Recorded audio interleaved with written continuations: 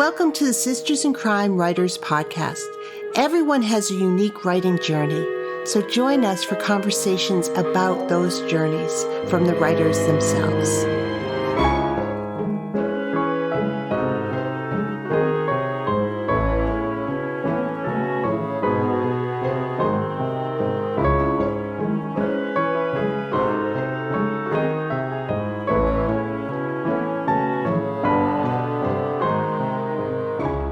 Hi, it's Julie Henricus, the Executive Director of Sisters in Crime, and I'm really thrilled to welcome Jessica Estevao to the podcast this week. Agatha Award nominee Jessica Estevao loves fountain pens, red convertibles, and throwing parties. She lives in northern New England with her dark and mysterious husband, exuberant children, and a precocious poodle named Sam. When away from her desk, she obsessively knits wool socks and enthusiastically speaks Portuguese with a shocking disregard for the rules of grammar. As Jessica Ellicott, she indulges her passion for historical fiction with all things British by writing the Beryl and Edwina Mysteries and the WPC Billie Harkness Mysteries. Jessica's books have twice received starred reviews from Publishers Weekly, as well as one from Library Journal. Her first novel won the Daphne du Maurier Award for Mystery. As Jessica Estevao, she wrote the Change of Fortune mysteries. When inspiration strikes, she writes contemporary mysteries as Jessie Crockett. Her first standalone novel, written as Jessica Everett, Last Summer at Maine Chance, will release in May 2026. Jessie, welcome to the podcast.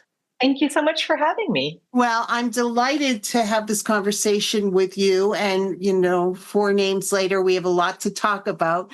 But let's start where I always start this podcast. When did you say to yourself, I want to write a book?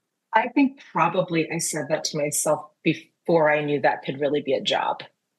I was a child with a vast array of very dramatic imaginary friends and family. And I spent most of my time making up stories about them when I was a preschooler.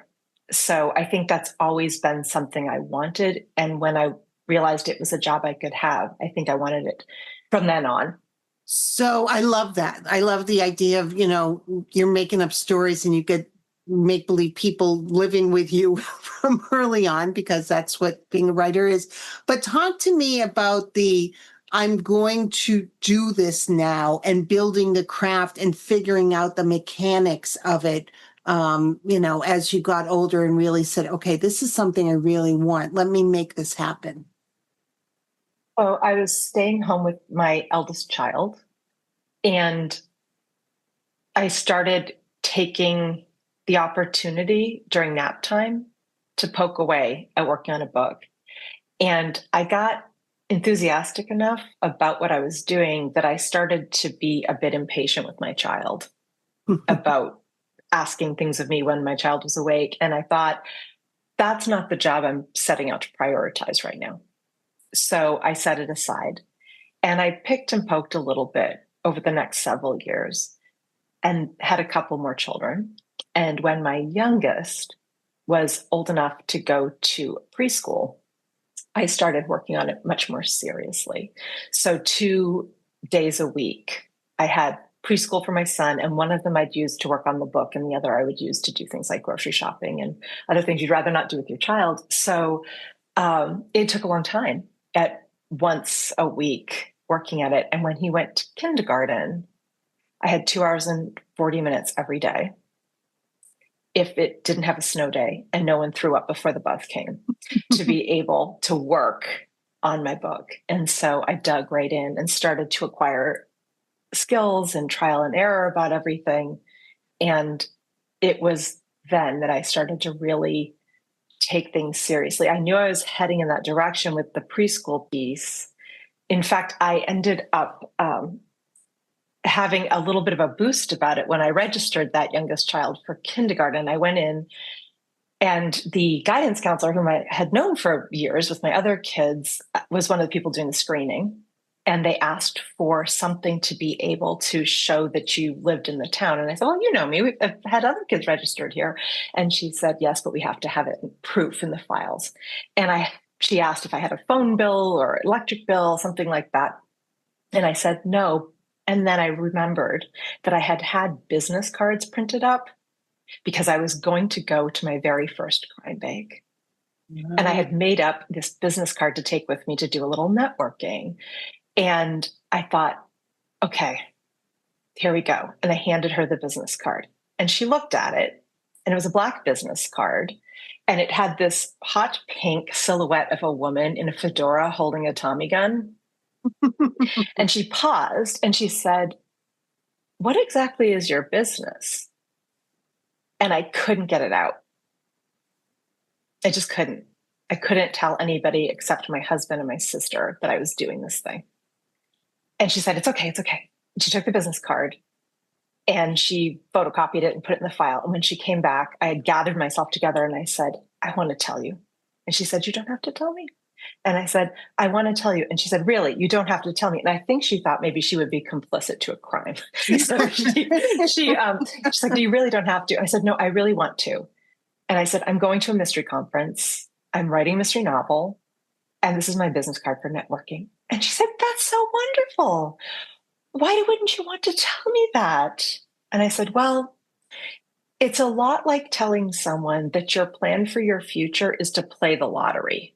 This is not really a career move of any kind of guarantee of success." And I just felt really like keeping it close. Mm-hmm. And she was so kind about it. And shortly after that, I went to the conference. So between working on the novel consistently and then working on it even more consistently with that kindergarten timeframe, and this woman supporting me and saying it out loud more publicly, and then going to the crime bake, it just everything kept stacking and stacking to become skills, to become urgency, to become an important piece in my life that I was really making time and energy for in a way that I hadn't done before that. So I would say that that's really as things started to come to a momentous head.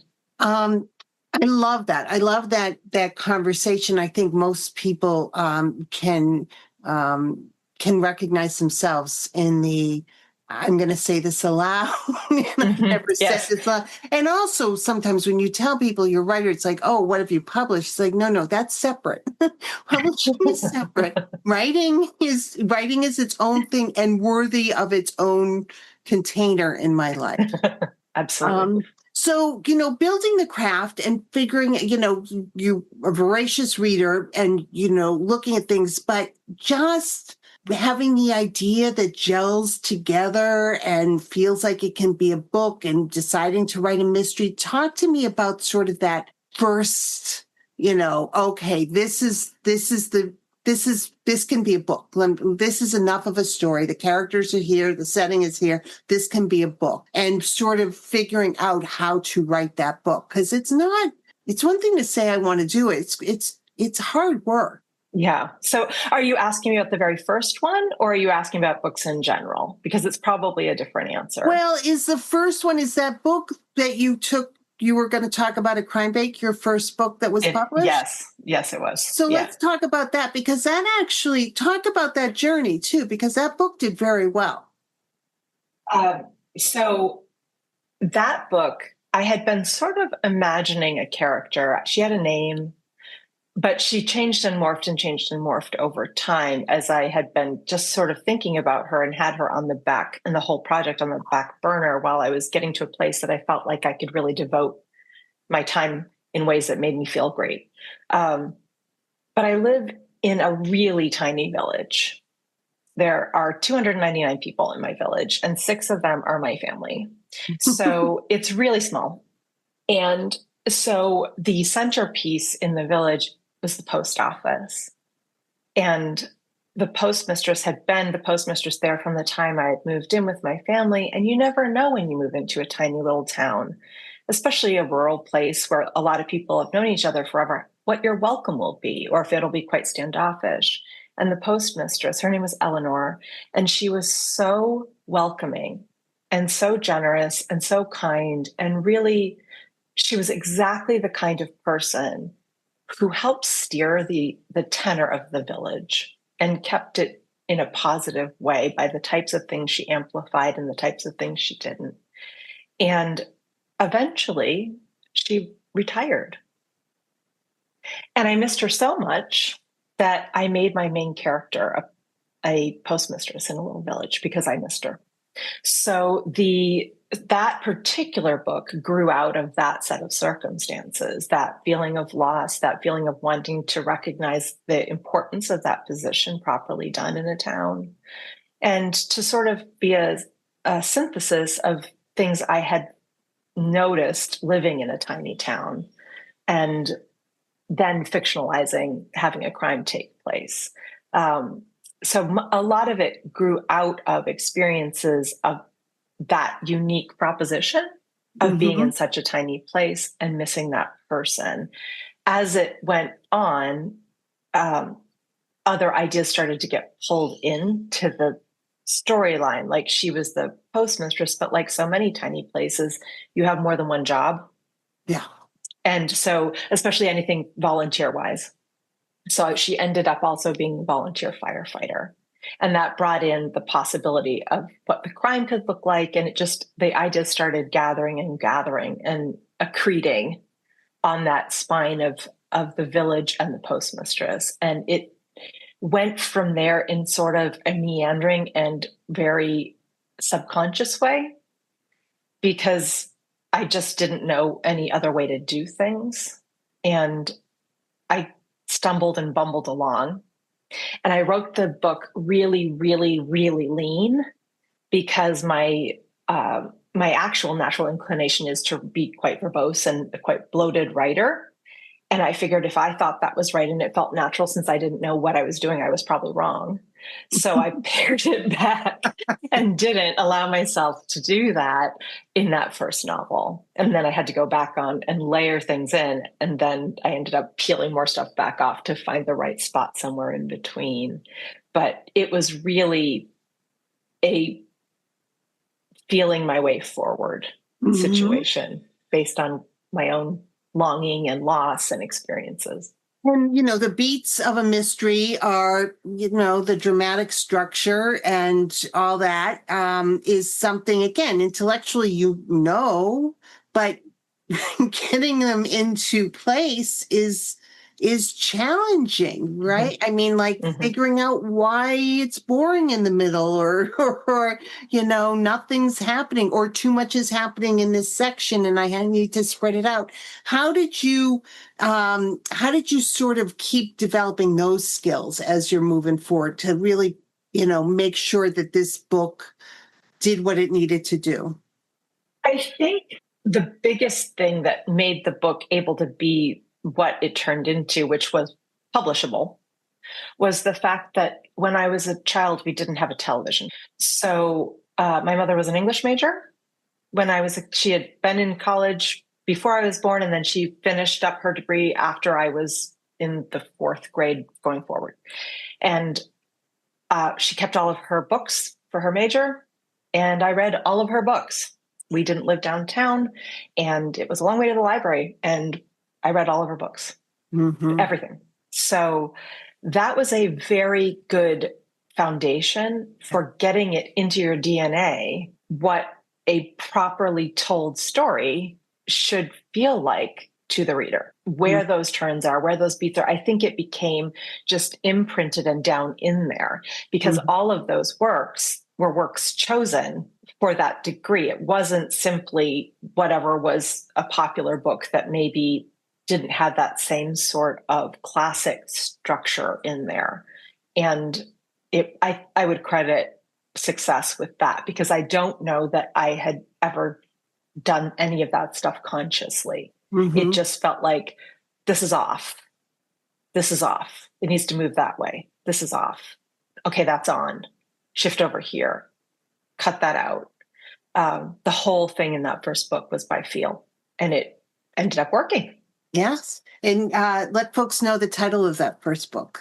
So that one was classically entitled Live Free or Die, because it's set in a tiny village in New Hampshire. So when you have that kind of a motto and you write a crime novel, seems like a classic choice. And you Small publisher, indie Small publisher. Small It was a publisher. And it did well. It did, and it's, foreign rights, and it did very well. So you launched. Full disclosure to listeners here, Jessie and I know each other very well. So I'm leading a conversation because, and we're going to jump over some parts and we could talk about them. But writing, you also wrote a really delightful cozy series, contemporary cozy series. But then your heart moved you towards writing historicals. Yes.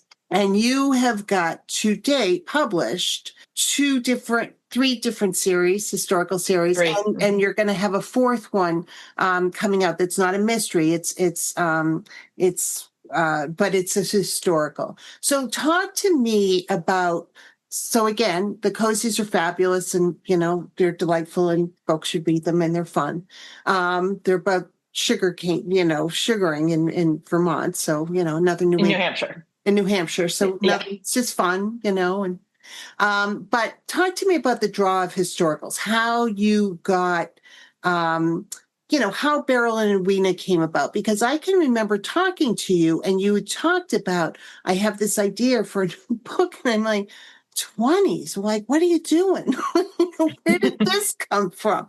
But talk to me about that draw. So I've always enjoyed historical fiction, whether it was written in the present about the past, or if it was written in the past as a contemporary novel at that time period.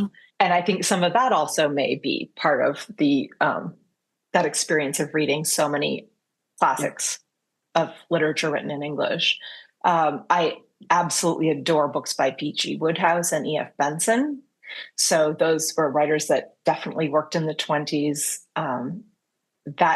That was a real draw. The first historical series that I wrote I have two books set in Old Orchard Beach, Maine in 1898. So it's a bit further back in time. And the impetus to start working on historicals was there.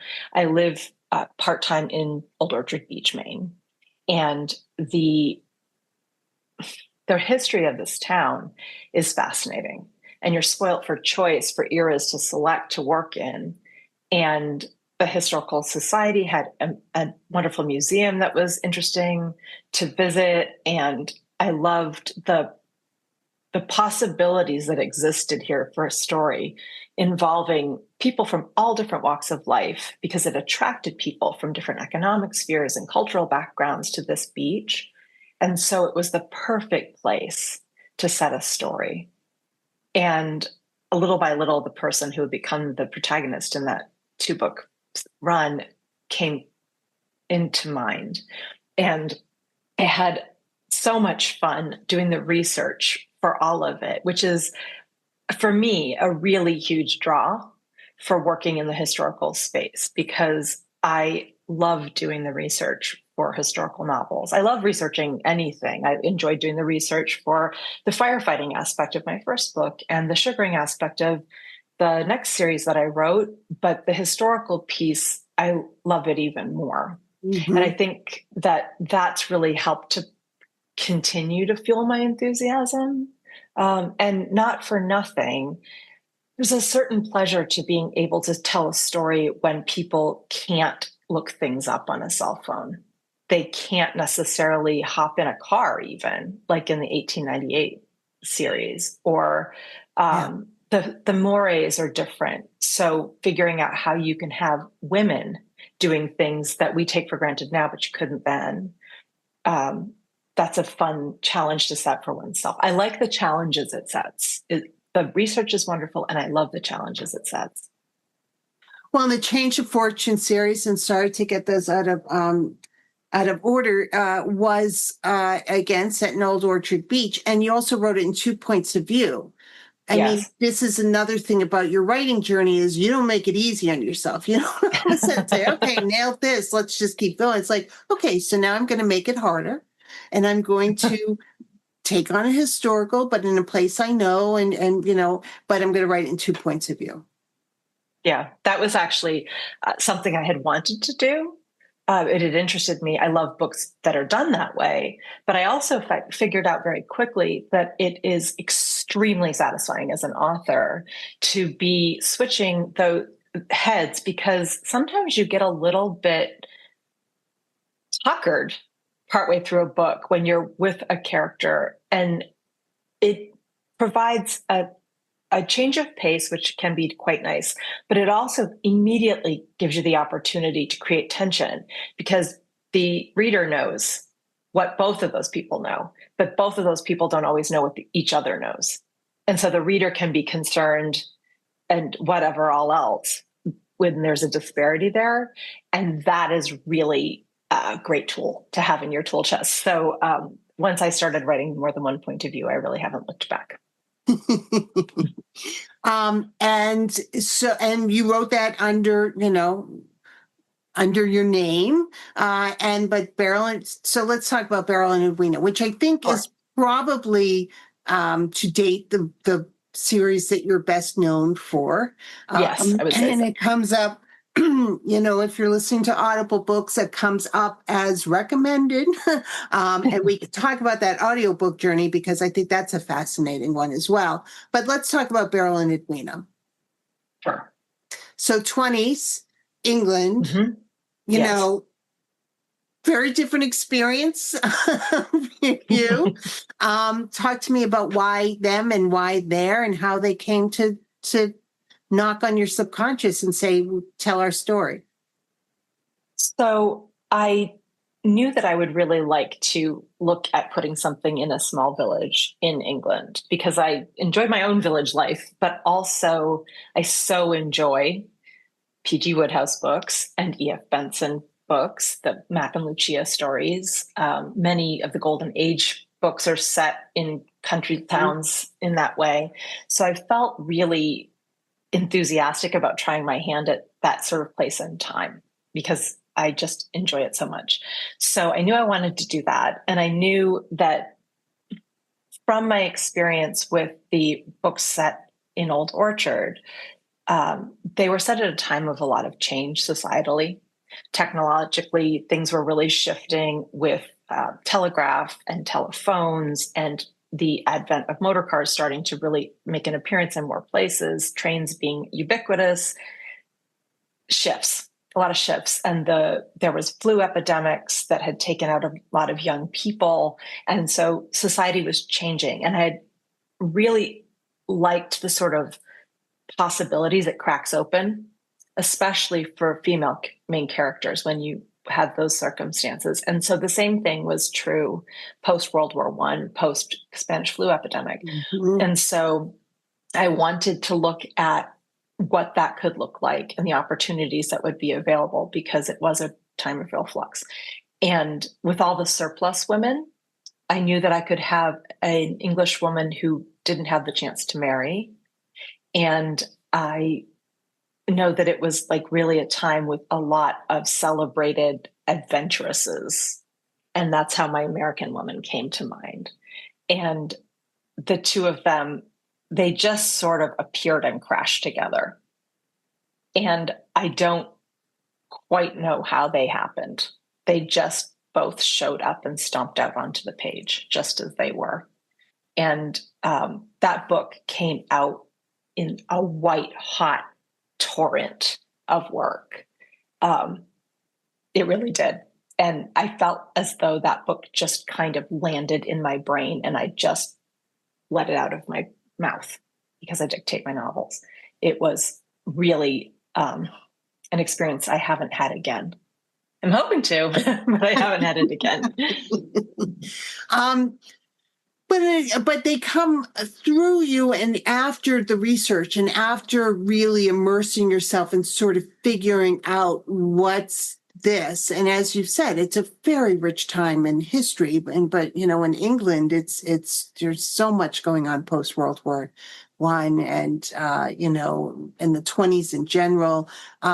So it was ripe for a lot of different aspects. I also know that you subscribe to British newspaper archives, and will I do. decide this is the year that, or this is the 3 months that this book is going to take place in, and you read the newspapers for those 3 months. Yes, that's correct. I have, sometimes when I'm starting out, I have less of an idea exactly when something will land. Like the project I'm working on now, I had a range in mind. And so I'll sort and look in a wider range. But once I've gotten that narrowed down, I will take the newspaper, pick a location. So I know that I've got Beryl and Edwina are set in a fictional town, a fictional village in Kent. So a newspaper from Kent will give me more like agricultural news, maybe more weather related things that would, really make sense. Also how rural, how close it is to London, that kind of thing will be showing up in those newspapers. And I'll just take my working time for as long as it takes. And it can be a month to 6 weeks, depending on the project. And for my working time that day, I read the newspaper and I read it an edition at a time. And it just puts me in that space really in a way that I think is different. Primary source material for me really matters. I relied on it extremely heavily for my next series. It was set during World War II, also in England and in a real city, the city of Kingston upon Hull. And I read that newspaper through from before the story starts, just before the story starts, and through beyond, by a month or two beyond what the story will be, when it will be taking place. And I read cover to cover every day, several editions of the newspaper from the Daily Mail in Hull. And I was able to pick things up in sort of a real-time way that were things that mattered to the people there. Like one thing that really stands out for me is there was a notification to housewives about a shift in what they wanted them to do with their scraps, and that the city was going to be providing collection buckets, and it was telling them what to do with them. Please don't throw them out. These are the types of things we want in there, and please save them because we're going to be, and we will collect them. Don't worry that you're going to have like a befoulment to your housekeeping. We reassure you to please do this. It's part of the war effort. We'll be sending this off for the pigs. We can't waste anything. So please separate it. And like to see that notice come up in real time, instead of reading about it, like, oh, well, this is stuff that people did to help with the war effort. It was feeling more like somebody who was running a house in Hull at that time, who's getting that news that day in the newspaper. And then there would be like reminders about it from time to time, and other things like the police court with the blackout violations. And you'd see like who had been offending and who had been like, what had been charged, how much money the fine was, and just stuff like that. That was everyday small things that don't necessarily make it into history books that are meant for us now, or even other people's fictional work. That doesn't necessarily spark their imagination, but it sparked mine. And so my book comes out of what sparks mine, and the original source material does that. And newspapers are exceptionally helpful. And the imagination and being sparked is we're all grateful for that. I mean, there's so many different worlds that you're exploring.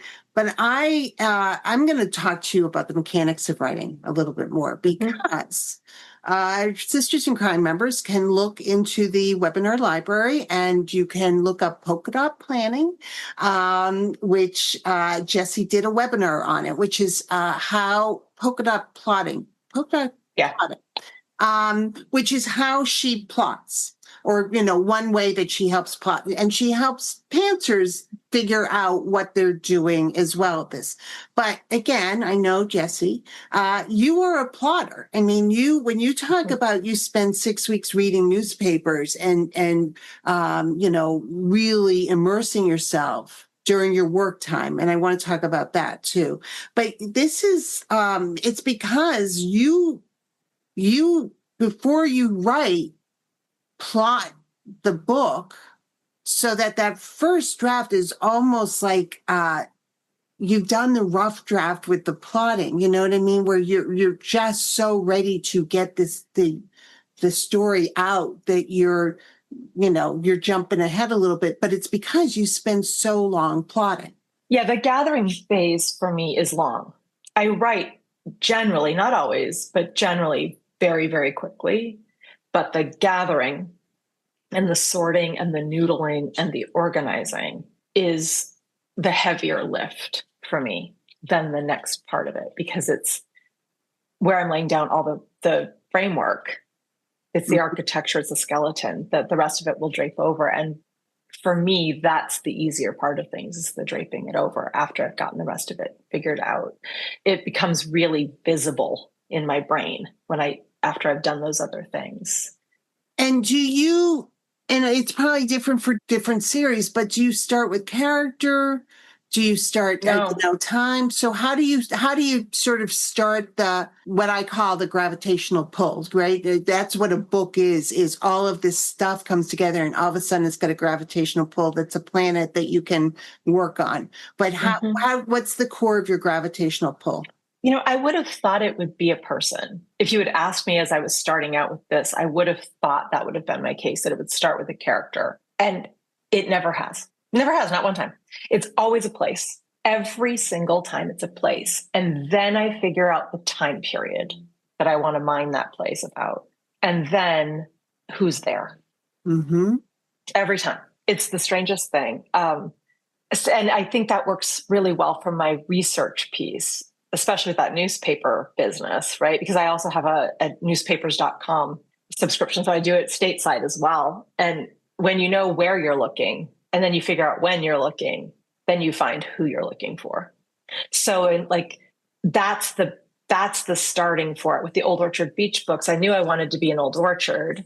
I had a really hard time deciding when. So I decided to just toss up my hands and say, start at the beginning of when it was a tourist place. Mm-hmm. So I started with a book that was set right around the time that the original steel pier opened. And that was the big heyday of the place. And then who could be there? Mm-hmm. So, and who would I like? Who serves best for the type of story I want to tell? Who could move about through society and reach lots of different kinds of people? And I landed upon a psychic. So it followed in that sort of a pattern, the where, the when, the who. And for me, it's always that way. So with the way that I plot, after I've done the poking and the looking and I clip and save articles, and I make some notes in a notebook, and I ask myself questions in that notebook, and I answer the questions in the notebook all kinds of ways. One of the answers usually stands out and I circle it. And that often makes for another question that comes out of that answer. And so I'll write another question. I'll give myself a few more options, like a multiple choice quiz for myself. And then one of them feels right, and I circle that one, and I keep moving along and making notes and asking questions. And then I get to a place where I move over to a big glass board in my office, and I start sort of mind mapping and writing down different things that are looking like discrete chunks of information. And I make the little connections between them like you do with a mind map. And then I start writing different ideas for scenes, not in order in any way, on sticky notes. And I just generate ideas for discrete scenes. Like this is the body drop. I've got to introduce this type of character and this type of character and this kind of situation. And they keep stacking up, all scattered around like polka dots on the wall. And then I start to organize them a little bit over a 3-act structure. And a lot of times I will jump around within that 3-act structure. I don't feel remotely compelled to do it in order. I don't think it's how most writers' brains work. I think one of the reasons a lot of people have such a lot of trouble with the idea of outlining it all, plotting it all. It gives them the very uptight and uncomfortable feeling because it's painful to try and do it in order. I don't think we do it in order. I don't think creativity tends to work that way, at least in part. And so I give myself permission to just fill in wherever I am at, generate more ideas, organize them and fill them in here, there, and everywhere until I've closed all the gaps. And then there it is, poof, there's the architecture of my book. Again, if you're a member of Sisters in Crime, I can't recommend watching this highly enough because it is fascinating. And it is another way of looking at plotting that, as you said, isn't the tie down structure of, and then you need to know, and then it's like, no, you need to know that they're going to have a dinner party at some point and these people are going to be there, and you need to know this person's going to die, and you need to know this is going to happen, or they're going to find this. And then you're going to work it all into the book. Yeah. So I love that you start with a place. Talk to me about the Billie Harkness series then, because you said it in a real place. Had you been there? Like, what drew you?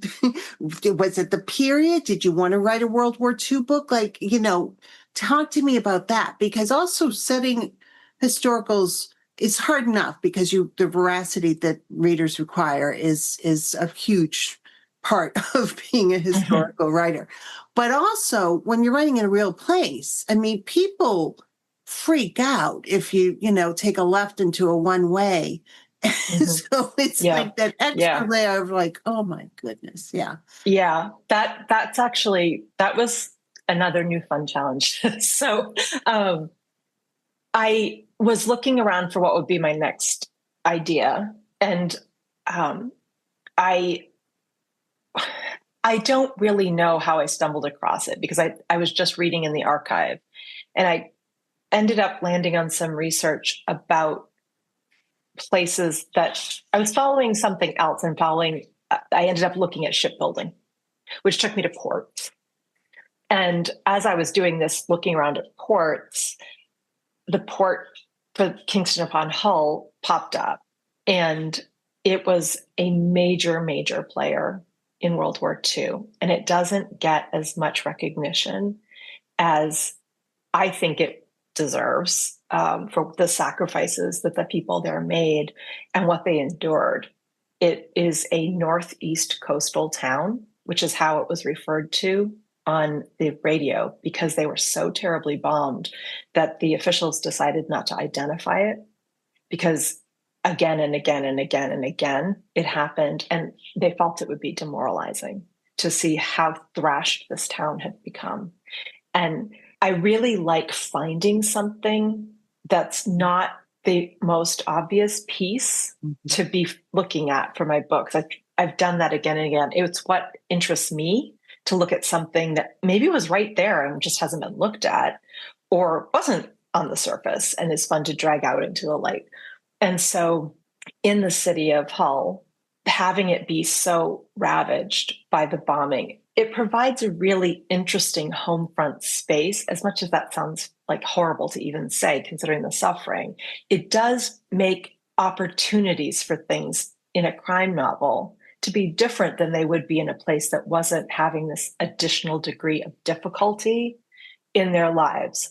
And so it gave me the perfect place to put a character who decided to go there.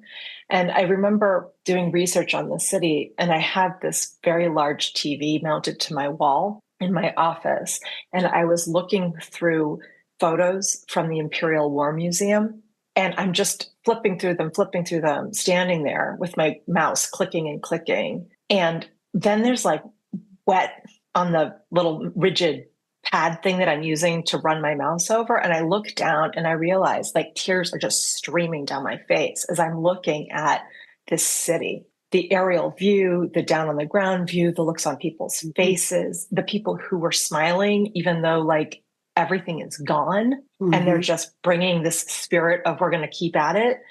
And it was so moving. I thought, this is where I'm putting this book. This is the spot. And so, I was very excited to go to Hull and to do some on the ground research in Hull. And I had planned where I wanted to go, and I had gotten all kinds of information about travel. And then it was the pandemic, just as I was getting that underway. So I did not travel to Hull, but I did get my hands on some old maps. I got a Baedeker from the 30s, and it actually has the names of things, like there's the police station, there's the main post office, there's a museum, there's a cinema, like all these things written on it. kind of like a Google map now, when you hover and it shows you points of interest. And I have it framed on my desk. And I was able to like look at the bombing photos, look at maps after the bombing, look at those and see like what could have been currently still a road you could traverse, a building you could still go into over the course of the early war years, 1940. So I felt like I managed it pretty well, given that I couldn't get there. Yeah. Yeah. I love hearing you talk about how drawn you were to the space and to the stories that needed to be told. You know, the untold heroism of everyday people who are living through because of where they decide to live, just daily horrors of being bombed. I mean, Yeah. It was particularly tragic. That city, despite the complete blackout, they were there. That city is placed in a location where the Humber meets the Hull rivers. And so they were spottable from the air because you could see the water. And any map would have said, I mean, this is an ancient city. So there you go. It could just be spotted. And the Germans, they didn't drop their excess bombs over the Atlantic. They dropped them on their way back home. If they still had payload, they dropped them very, very often over Hull. And it was very cruel and devastating. They lost something like 85% of their housing. Very good. Yeah, it was extraordinary place.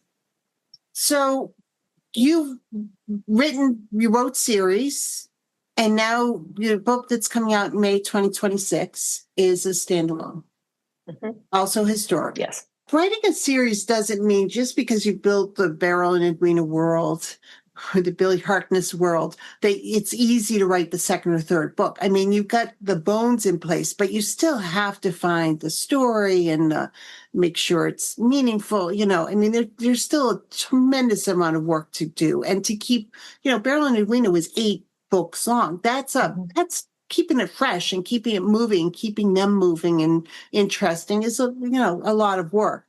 But writing a standalone means that you're building this world for use once. Talk to me about the challenges of that shift or the things that you liked about it. So I think about it in terms, I always think of my writing in terms of this a bit, but it feels even more pronounced with a standalone book. I like to think of my books and my writing in terms of hosting. So I'm inviting you into this place, I'm making you feel comfortable, and I'm entertaining you. And I'm providing you with a mix of guests to interact with that is fun and makes for a good time. And when you do a series, it feels a little bit like an event you're going to throw again and again. I have an event that I host every month with women in my town, and it feels a little like that. Like the same characters are coming, the locations are similar, but it'll always people will have new things to talk about and the food will be different and whatever.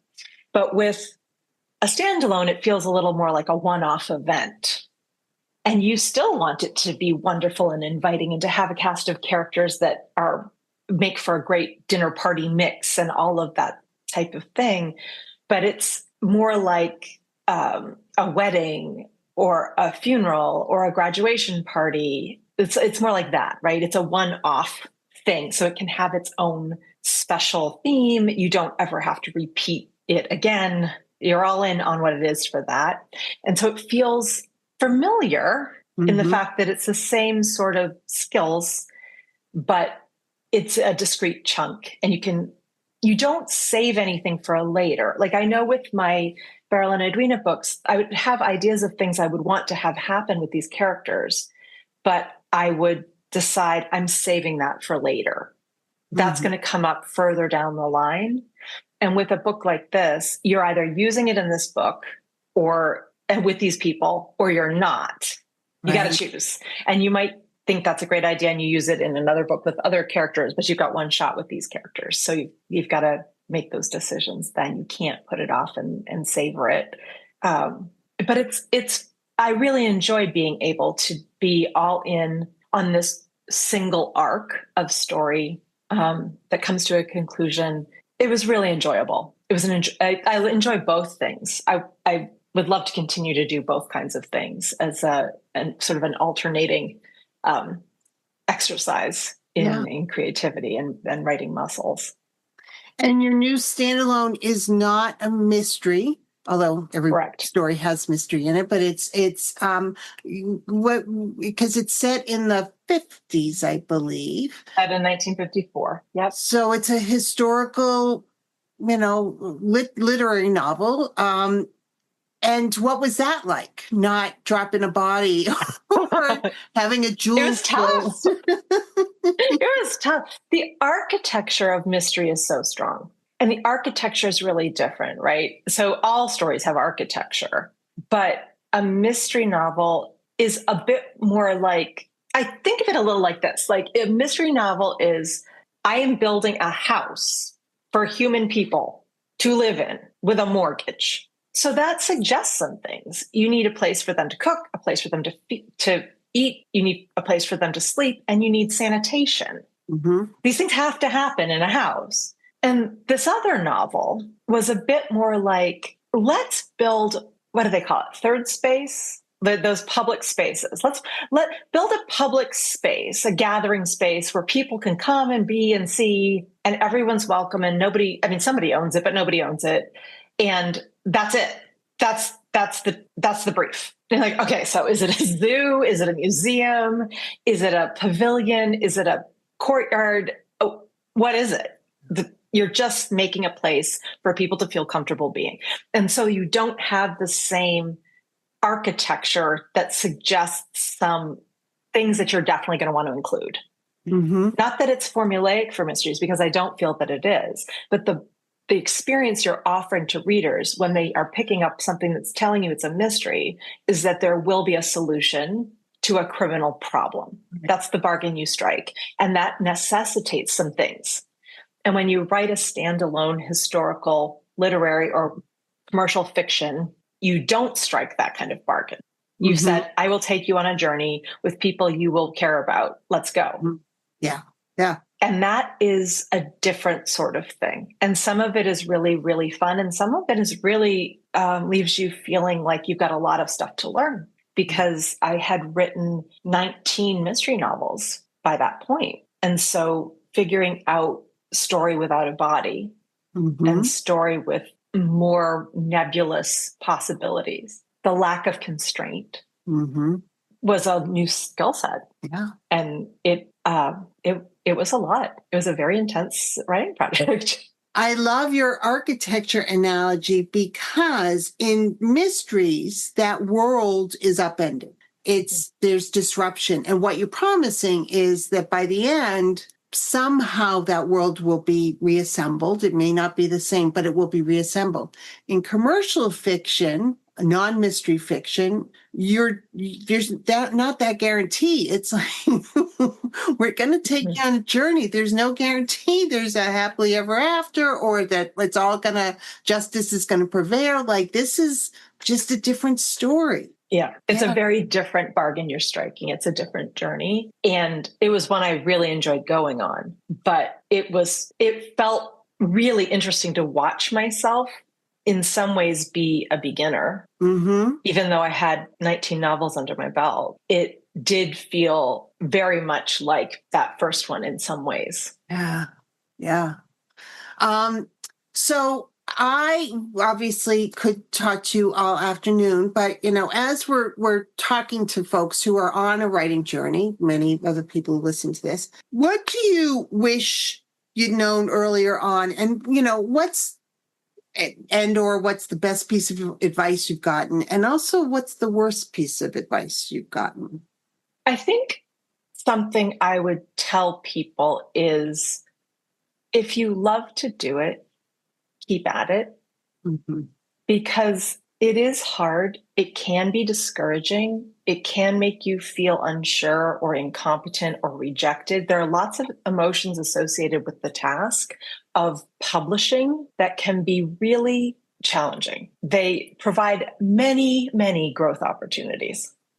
But the process of writing and being involved with story and seeing what you can come up with and surprising yourself with what unfolds and challenging yourself to complete a novel or a short story or a poem, whatever is your way of writing, no one can ever take that away from you, that you finished it, that you did it, that you said you wanted to be someone who wrote a book and you are now someone who wrote a book. Mm-hmm. And that is enough. That's enough.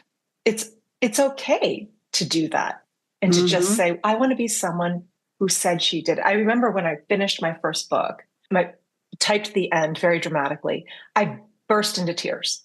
And I didn't know if it would be published. Everyone said probably it wouldn't, but I had always wanted to be someone who wrote a novel.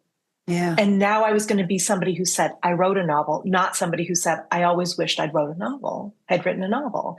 And now I was on the other side of that line. And it's worth doing. Keep your eyes on your own paper when you're first working on your novel. Don't let it get schmooked up with, can it be published? Will I be rejected? Will somebody else not like it? Am I bad at this? Don't worry about it. Stay with your book, stay with your short story or your poem, and enjoy yourself.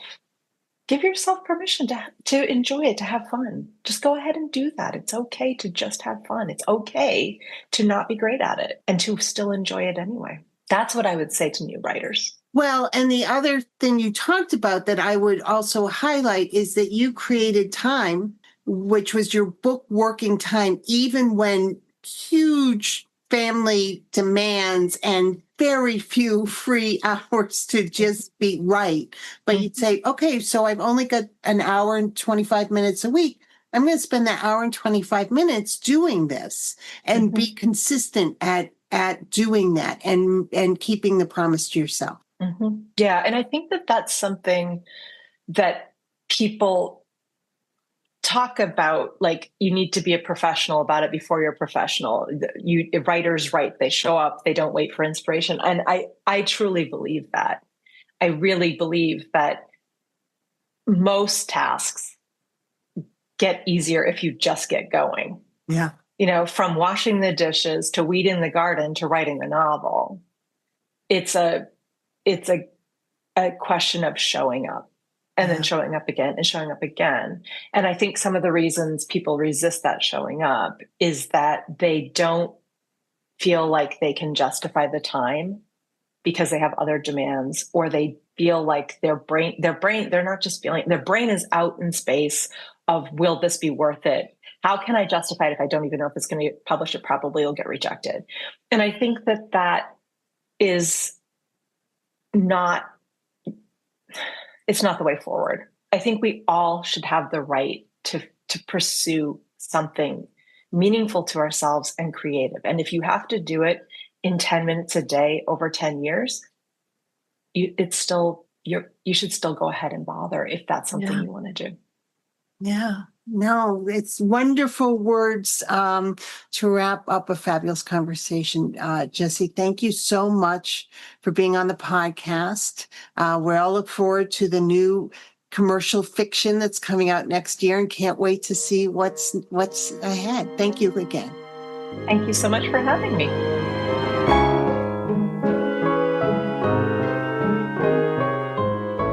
Thank you for being with us today. Sisters in Crime is about community. We were founded to advocate for women crime writers, and we continue that mission by fighting for equity in the crime writing community. Sisters in Crime is an international, inclusive organization for all who write and love crime fiction, mystery, thrillers, and suspense. Join us at sistersincrime.org and make sure you subscribe to this podcast.